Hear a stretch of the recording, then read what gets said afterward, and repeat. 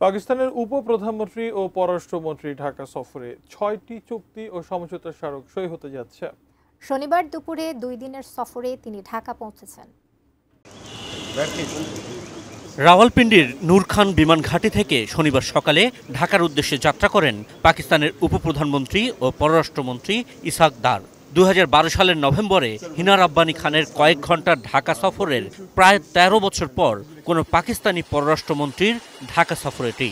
সফরের মূল লক্ষ্য বিগত আওয়ামী লীগ সরকারের আমলে ঢাকা ইসলামাবাদের সম্পর্কে যে শীতলতা সেটিকে স্বাভাবিক উষ্ণতায় ফেরানো।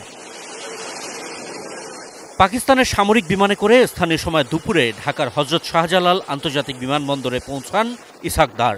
সেখানে তাকে স্বাগত জানান বাংলাদেশের পররাষ্ট্র সচিব আসাদ আলম সিয়াম।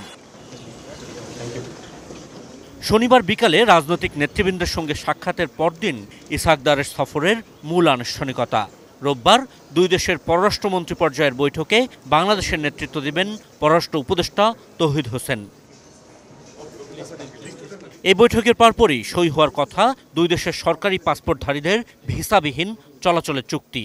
এছাড়া সই হতে পারে আরও ৫টি সমঝোতা স্মারক, যার মধ্যে থাকছে যৌথ বাণিজ্যিক ওয়ার্কিং গ্রুপ গঠন, সাংস্কৃতিক বিনিময়, ফরেন সার্ভিস একাডেমি পর্যায়ে সহযোগিতা, রাষ্ট্রীয় বার্তা সংস্থা পর্যায়ে সহযোগিতা এবং রাষ্ট্রীয় কৌশলগত গবেষণা প্রতিষ্ঠান বিস ও IPRI এর মধ্যে সহযোগিতা। বসুন্ধরা টিস্যু, অশুদ্ধতার বিরুদ্ধে এক বিন্দুও ছাড় নয়। দ্বিপাক্ষিক বৈঠক ছাড়াও প্রধান উপদেষ্টা ডক্টর মোহাম্মদ ইউনূসের সঙ্গে দেখা করবেন ইসহাক দার।